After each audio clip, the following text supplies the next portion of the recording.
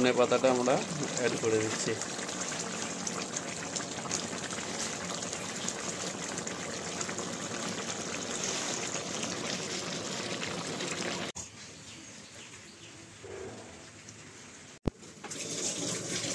বন্ধুরা, আজকে বানাবো সোয়াবিন আলুর একটি সবজি। এটি খেতে খুবই সুস্বাদু, আপনারা বাড়িতেও ট্রাই করতে পারেন। চলুন দেখা যাক কিভাবে বানানো যায়। প্রথমে আলুটি ভাজার জন্য সরষের তেল নিয়ে নিলাম।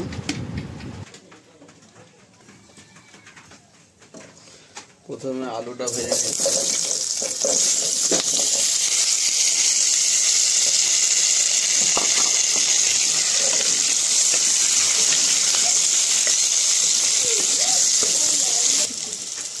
আলুতে একটু লবণ দিয়ে দিলাম।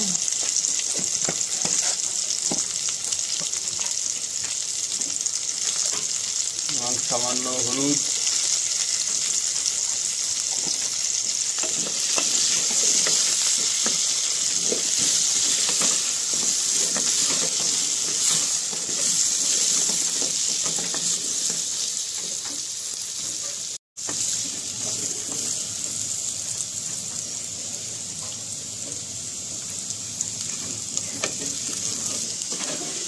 বন্ধুরা দেখুন আলুটা কত সুন্দর ভাজা হয়ে গেছে, লাল লাল হয়ে গেছে। এবার আমি একটি অন্য পাত্রে তুলে নেব।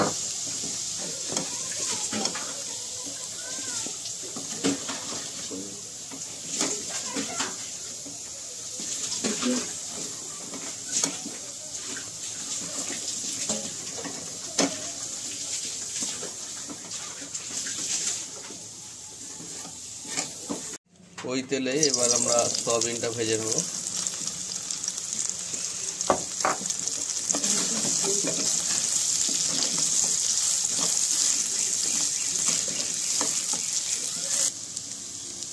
সয়াবিনটা একটু লবণ এবং হলুদ দিয়ে ভালোভাবে ভেজে নিচ্ছে। দেখুন সয়াবিনটা ভাজা ভাজা হয়ে গেছে। এবার অন্য পাত্রে তুলে নেব।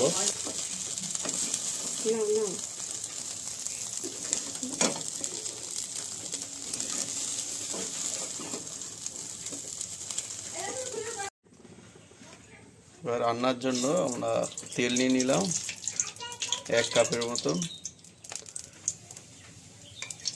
গোটা জিরে,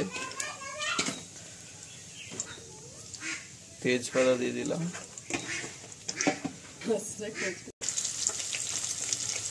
পেঁয়াজ দিয়ে দিলাম,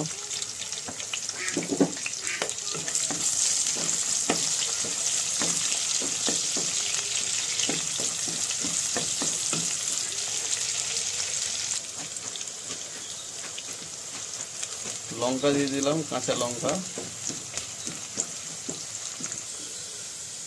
দেখুন পেঁয়াজটা ভাজা ভাজা হয়ে গেছে। এবার আদা রসুনটা দিয়ে দেবো। আদা রসুন বাটাটা দিয়ে দিলাম, দিয়ে আদা রসুনটাকে ভালোভাবে কষে নেবো।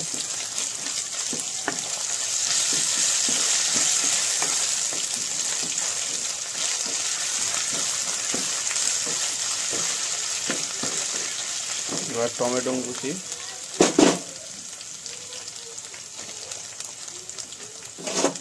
টমেটোটা গলার জন্য ভালোভাবে যাতে সিদ্ধ হয়ে যায় অল্প লবণ দিয়ে দিলাম। দিয়ে এবার ভালোভাবে আমরা টমেটোটাকেও ভালোভাবে ভাজা ভাজা করে নেব, যাতে কাঁচা গন্ধ না থাকে টমেটো। এবার আমরা মশলাটা অ্যাড করে দেবো। লঙ্কা গুঁড়ো, হলুদ গুঁড়ো, জিরে গুঁড়ো, ধনে গুঁড়ো,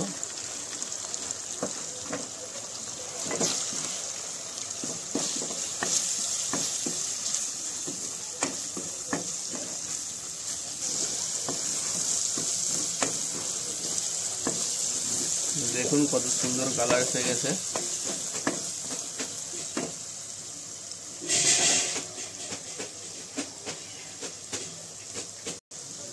এবার আমরা ভেজে রাখা সয়াবিনটা দিয়ে দেবো।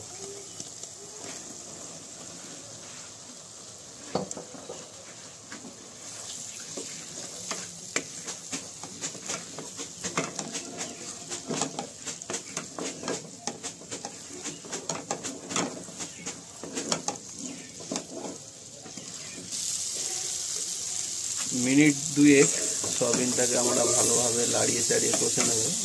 দেখুন কত সুন্দর একটা কালার হয়ে গেছে এবং ভাজা ভাজা হয়ে গেছে।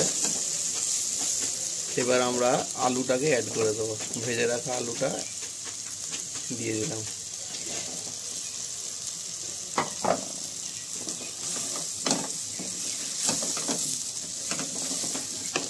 মিনিট তিনেক আমরা এইভাবে লাড়বো, কষবো।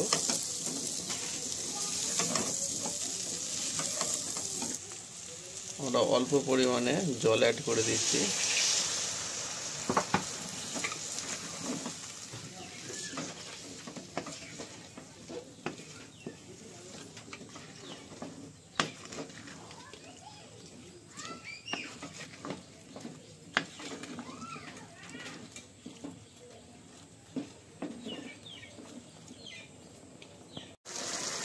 কিছুক্ষণ কষার পরে এবার আমরা একটু গরম মশলা অ্যাড করে দিচ্ছি।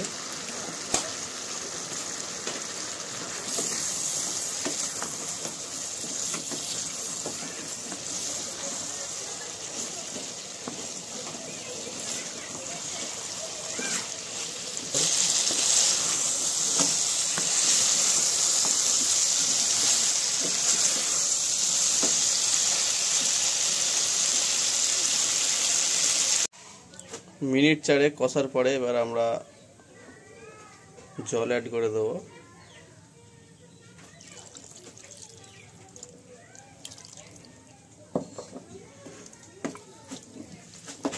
ভালোভাবে নাড়াচাড়া করে দেব যাতে মশলাটা ভালোভাবে মিশে যায় জলের সঙ্গে। ঢাকনা লাগিয়ে দেব।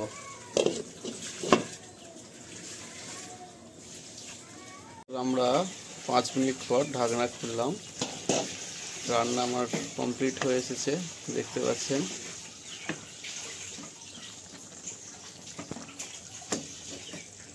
আলুও সিদ্ধ হয়ে গেছে। এবার আমরা ধনে পাতাটা অ্যাড করে দেবো। এবার ধনে পাতাটা আমরা অ্যাড করে দিচ্ছি।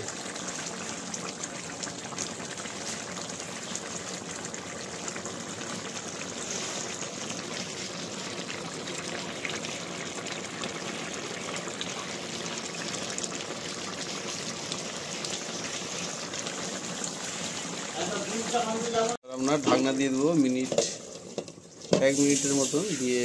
এবার আমাদের রান্না কমপ্লিট হয়ে গেছে।